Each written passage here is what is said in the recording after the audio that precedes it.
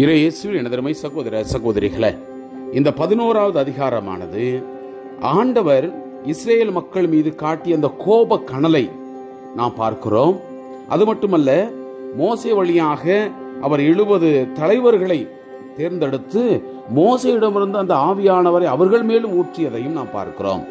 அது எப்படி நடக்கிறது என்றால், மோசே அந்த இஸ்ரேல் மக்கள் புலம்புவதை கேட்டு புலம்புகிறார் கடவுள்கிட்ட போய்.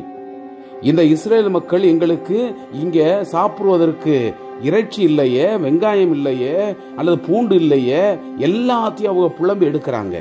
எகிப்தில் இதெல்லாம் சாப்பிட்டோமே, இப்ப எங்களை இப்படி வாட்டி வதைக்கிறே என்று சொல்லி அவர்கள் மோசையிடம் புலம்பி அவரை கோப கனலுக்கு ஆளாக்குவதையும், இதை எடுத்துக்கொண்டு மோசே ஆண்டவரிடம் முறையிடுவதை, ஏன் என்னை இது மாதிரி பண்ண, என்னை முதல்ல சாகடி, நானா அவளை பெற்றெடுத்தேன், நானா அவளை சுமந்தேன், நானா அவளை கருத்தறுத்தேன் என்று சொல்லி ஆண்டவரிடம் உரிமையோடு புலம்புகிறார்.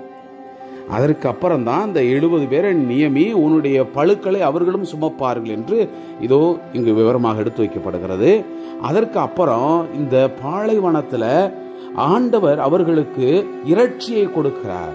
பெரிய காற்று உண்டாக்கி அதன் வழியாக காடைகளை கொண்டு வந்து குமிக்கிறார். இருந்தாலும் அவருடைய கோப கனலுடைய தாக்கத்தினால அங்கு பெருந்தீனிக்காரர்கள் எல்லாத்தையும் கொண்டு போடுகிறார். அந்த இடத்துக்கு அவர் கிப்ரோத்து அத்தாவா என்ற ஒரு பெயரையும் அங்கு கொடுக்கிறார்கள். அன்புக்குரியவர்களே, எவ்வளவுதான் கடவுளுடைய அந்த ஆசீர்வாதத்தோடும் அருளோடும் அவர்கள் வந்து கொண்டிருந்தாலும் மனித பலவீனத்தின் பேரில் அவர்கள் முறையிடுவதையும், அவர்கள் இந்த உடல் பசி காண்டி அவர்கள் கடவுளை எதிர்த்து நிற்பதையும் நாம் பார்க்கிறோம். இது நம்முடைய வாழ்க்கையிலும் நடக்கிறது. பல நேரங்களில் ஆசீர்வாதங்களையும் அன்றாட வாழ்க்கையில ஆண்டவருடைய அருளையும் நாம் பெற்றுக்கொண்டிருந்தாலும் நம்முடைய இந்த உடலுக்காக, நம்முடைய உணர்வுகளுக்காக சில பசிகளை தீர முடியாத சோதனைகள் வரும் பொழுது நாமும் கடவுளிடம் இவ்வாறு தானே முறையிடுகிறோம், இவ்வாறு தானே புலம்புகிறோம். அது கடவுளுக்கும் அந்த கோபக்கணலை ஏற்படுத்தலாம். ஏனெனில் கடவுள் சொல்லியிருக்கிறார், நான் உன்னை கைவிட மாட்டேன். நினைத்து பார்ப்போம். அந்த எண்ணத்தை உள்வாங்கியவர்களாக இந்த அதிகாரத்திற்கு நாம் செவிமடுப்போம். பின்னர் ஆண்டவருடைய செவிகளில் படுமாறு தங்கள் கடின பாடுகளை பற்றி மக்கள் முறையிட்டார்கள். ஆண்டவர் அதை கேட்டபோது அவர்களுக்கு சினம் மூண்டது. ஆண்டவரின் நெருப்பு அவர்களிடையே பற்றி எரிந்தது. பாளையத்தினுடைய கடைகோடி பகுதியில் சிலவற்றை அது எரித்து விட்டது.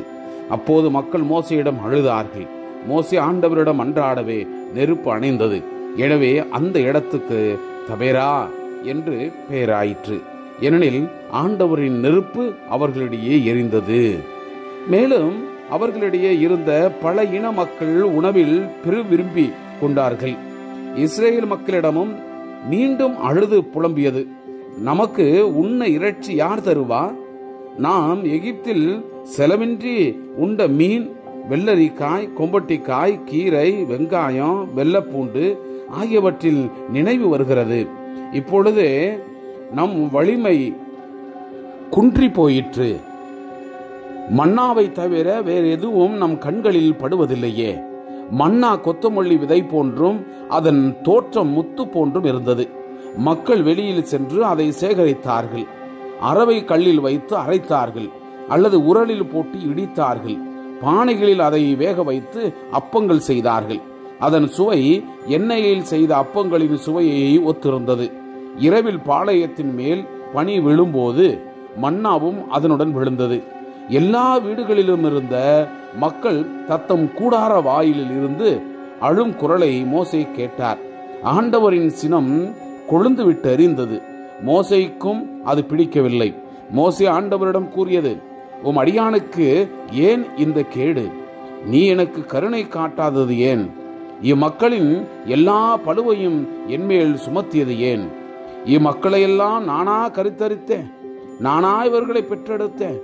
பால் குடிக்கும் அந்த குழந்தையை ஏந்தி செல்பவன் போன்று இவர்களை மார்போடு ஏந்தி அவர்களுடைய மூதாதையருக்கு நான் வாக்களித்திருந்த நாட்டுக்கு கொண்டு போ என்று நீ சொல்வானேன்?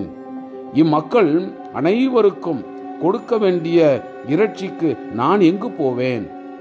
அவர்கள் எனக்கு முன் அழுது புலம்பி உண்ண எங்களுக்கு இறைச்சி தாரும் என்று கேட்கிறார்களே. நான் தனி ஆளாக இம்மக்கள் அனைவரையும் கொண்டு போகவே முடியாது. இது எனக்கு மிகவும் பெரும் பழுவாயிற்று. இப்படியே எனக்கு செய்வீரானால் உடனே என்னை கொன்றுவிடும். உன் பார்வையில் எனக்கு தயை கிடைத்தால் இந்த கொடுமையை நான் காணாதிருப்பேனாக. ஆண்டவர் மோசேயிடம் சொன்னது, இஸ்ரேல் மூப்பரில் 70 பேரை என்னிடம் கூட்டி வா.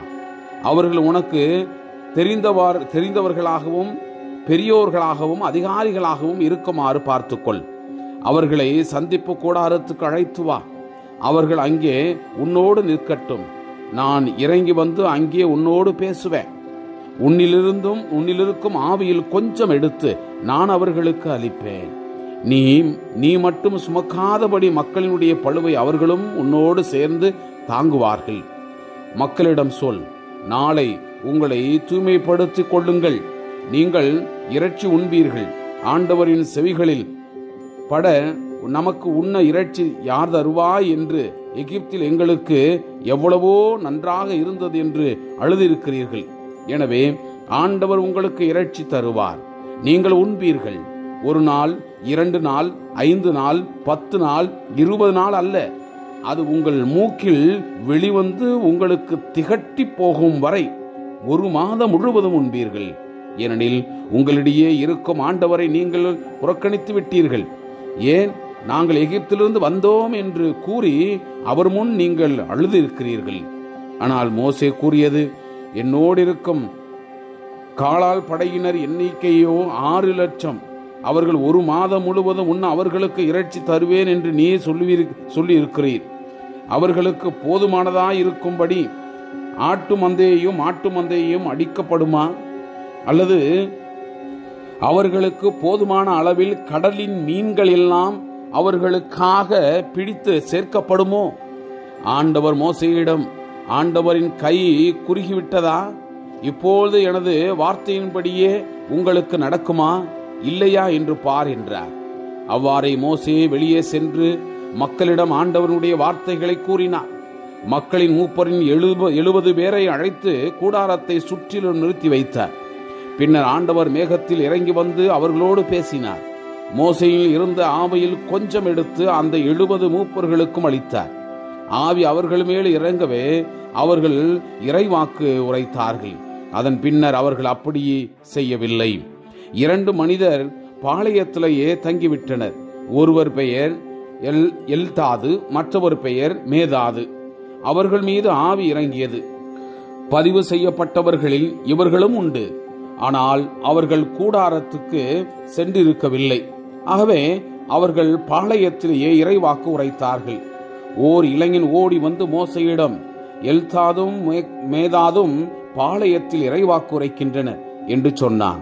உடனே தேர்ந்தெடுக்கப்பட்டோரில் ஒருவரும் மோசேயினுடைய ஊழியரும் நூனின் மைந்தருமான யோசுவா, மோசே, என் தலைவரே, அவர்களை தடுத்து நிறுத்தும் என்றார்.